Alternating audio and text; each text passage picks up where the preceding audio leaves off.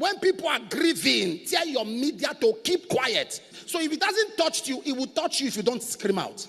It's a waste praying when you have elected a bad person. The only prayer you will now pray is the grace to survive the suffering. The height of insensitivity is when people are mourning. You are sending media to do damage control. I'm sorry to say, this is one of the most terrible times to be a Nigerian, because evil is becoming regular. And do you know what that thing does to you? You wake up, they say 40 people have been killed so and so place. You say, oh yeah, and we move on. Do you know what that does to the construct of your mind? It is killing empathy. Death is becoming normal. Empathy is gone. Zero empathy. So, and we are now debating numbers. No, it's not 50. No, it's 45. We are not debating numbers of chicken that we are roasted. We are debating numbers of lives. Empathy is a normal thing. Growing up, when a man dies in a street, for 1 month, we are talking about it. They see the child, But now it's a normal thing. Mother burying a child, all they do is just photo ops. They take picture, and it's becoming a normal thing. And you talk, and you respond, say, this is wrong. They send media people. The height of insensitivity is when people are mourning. You are sending media to do damage control. When they attack economy, you can talk. When they attack your policy, but when people die, and a nation is grieving, tell your media men to shut up. When people are grieving, tell your media to keep quiet. It is lack of empathy. It is lack of empathy that people are mourning, and you are responding and saying, well, hey, don't talk, the man has tried. Nobody's after anybody. We are talking about what we are seeing. When you stay around such ambience and such atmosphere, if you are not careful, it deadens your conscience, it kills your humanity, it swallows and silences your empathy. I'm not a politician, I'm not interested in politics. Talk about economy, I will not answer you. No power, I will not talk. Roads are bad, I won't talk. But people die. Those of you that think it's nothing to you. Jeremiah 29 verse 7. Seek the peace of the city whither I have caused you to be carried away captive, and pray unto God, unto the Lord for it. For in the peace thereof shall ye have peace. God said, pursue the peace of your city. Pursue the peace of your nation. Because when there is peace in your nation, you will have peace. When there is no peace in your nation, you won't have peace. So if it doesn't touch you, it will touch you if you don't scream out. So don't say it doesn't touch me, I'm not a victim, so I'll keep quiet. That's what the word of God. He said, seek the peace of your city, for in the peace of your city, you shall have peace.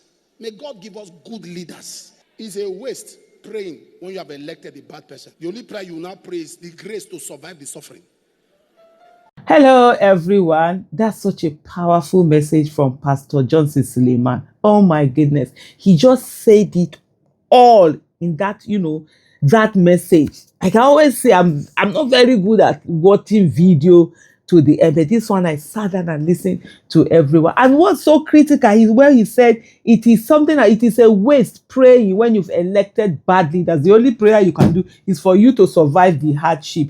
And that's where it's something I say all the time. When I see people bringing God into a reckless decision we've made, I said, no, it is not that. God is not all-knowing, know that. When people say, oh, but God has written this thing, that he wrote it down based on knowing the decision that we would make. Otherwise, there would not have been bad things, hellfire. Now, because if I commit sin, I say, God, you are the one that wrote it that I'll commit sin. So I committed the sin and there's something I can do. No, it is knowing the choice you are going to, because God knows what you're going to do even before you do it. Knowing the choice you're going to do, that's why you did it. And this argument, I've been doing it right from when as a child, because I always say no. When people say, oh, this thing was destined, it was predestined, it was it.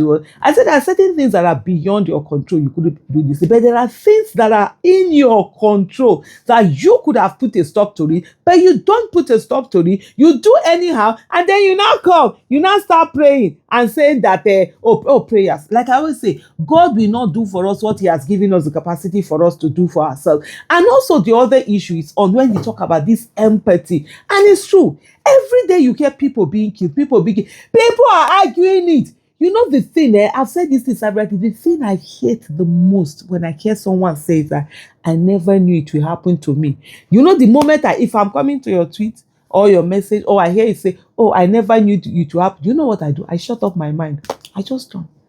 The least is that I won't come and start. I won't take you out. I just shut my mind. I say, okay, no wahala, enjoy it, because you thought you were special, right? That it will happen to other people, that it will not happen to you. You had very expensive empathy. There are many people that have expensive empathy. For them, they don't bother about anything. They don't care because they feel that they are safeguarded. They nothing can do them.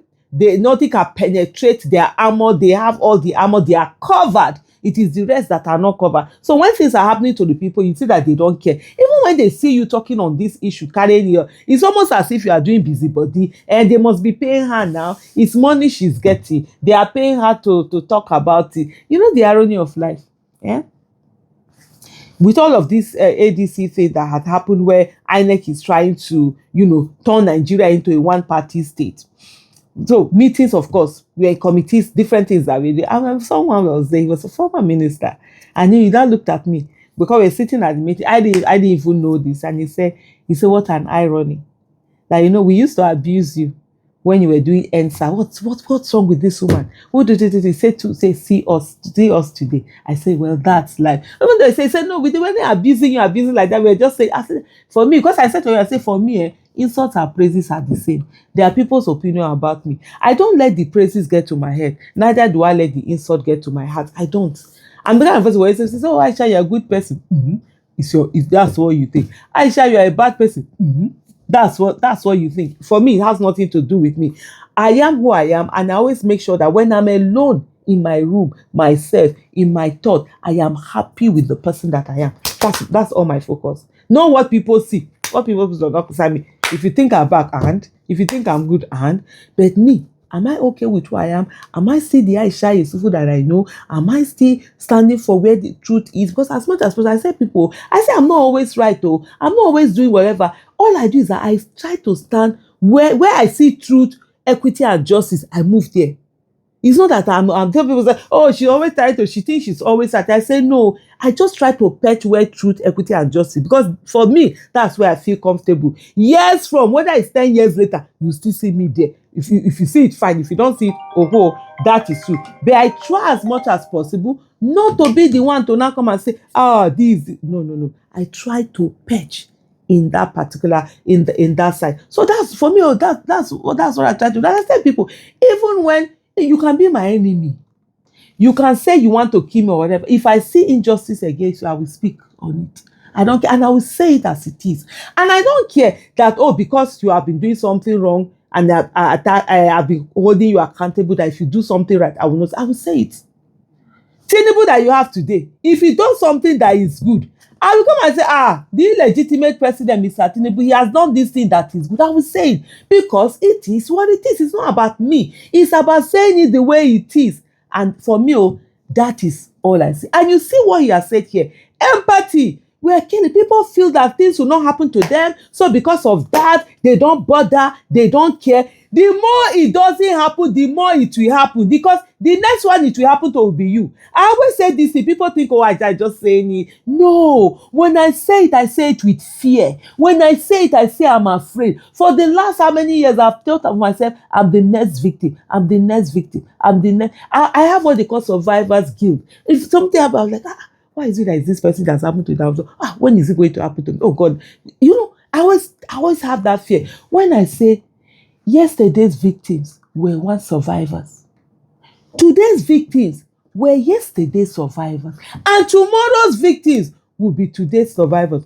Who is next? I say it with fear. Not that I'm just saying it just for people to have code. No, because I can be the next victim. You see the killings that happened in Jos, I can be the next one. Dying. You see that mother that held that child, that held that son to her chest. That can be me. It can be me holding my son. I have a child. Who this year, who just a few weeks ago turned 27. My first son is 27. That's a woman holding.